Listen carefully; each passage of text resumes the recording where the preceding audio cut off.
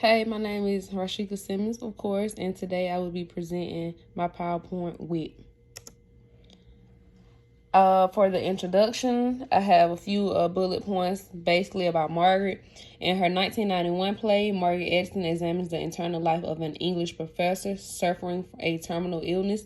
Margaret Edison was born in Washington, D.C. on July the 4th, 1961. Margaret Edison used her experience in the hospital to inspire her work.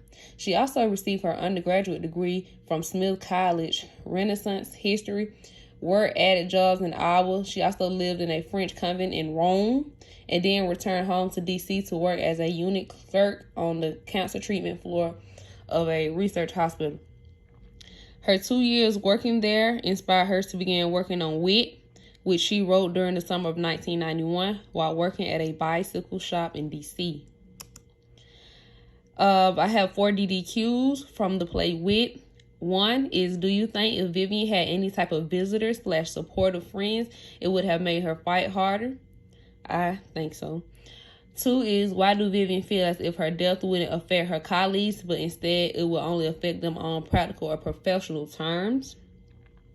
3, do you think popsicle was a symbol in this play? If so, why?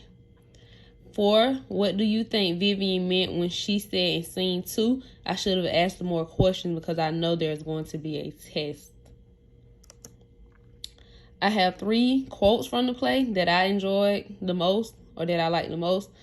First one is, you cannot imagine how time can be so still. It hangs, it waits, and yet there is so little of it. It goes so slowly, and yet it is so scarce. The second one is, now is a time for, dare I say it, kindness. I thought being extremely smart would take care of it, but I see I have been found out. 3 is, it has always been my custom to treat words with respect. I can recall the time when I knew words would be my life's work.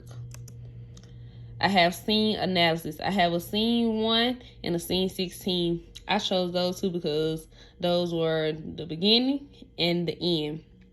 Scene 1 basically says, the opening of the play introduces structure and shifting narrative perspective. Here, Vivian is addressing the audience directly, breaking the fourth wall and acting as an ominous narrator, while at the same time presenting herself as the main character of the play and dressed as a cancer patient, the role she plays throughout the play. Scene 16 says, Vivian is reduced to the simplest of language, crying like a child in front of her old mentor, whom she once tried so hard to impress. Yet EM doesn't judge her and meets her on her own level. Getting into bed with her, she too has learned to value kindness and empathy. And these are just the wit main characters in the play and their role and what they do.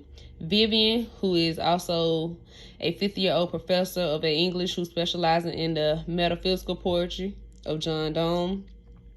Harvey Keelickin, I don't know if I'm saying that name right, but he's a 50-year-old chief of medical oncology at the University Hospital. Jason Punser, a 28-year-old medical fellow in Dr. Keelickin's oncology unit who is charged with directing much of Vivian's care. Susie, Vivian's favorite nurse, of course, the 28-year-old primary nurse in the Dr. Keelickin's oncology unit who administers much of Vivian's care. And E.M. Ashford D. Field, an 80-year-old, now retired professor of English literature who was Vivian's mentor in graduate school. Thank you guys for watching my presentation.